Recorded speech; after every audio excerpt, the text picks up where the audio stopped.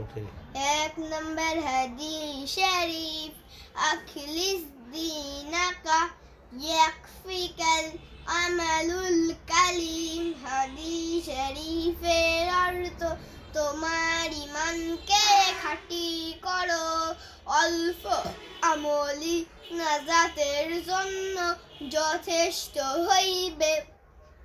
দুই নম্বর হাদিস শরীফ খায়রুকুম মান তাআল্লামাল কুরআন ওয়া আল্লামা।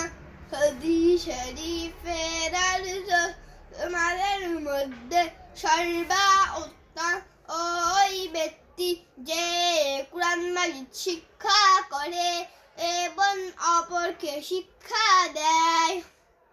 তিন নম্বর হাদিস শরীফ তালাবুল ইলমি ফরিদাতুন আলা কুল্লি মুসলিম। হাদিস শরীফের অর্থ দ্বীনি ইলম তলব করা প্রত্যেক মুসলমানের উপর ফরজ। চার নম্বর হাদিস শরীফ আত-তুহুরু শাতরুল ঈমান। হাদিস শরীফের অর্থ পবিত্রতা ঈমানের অঙ্গ। পাঁচ নম্বর মিফতাহুল জান্নাহ সালাত যেমন নামাজ বেতাসবি।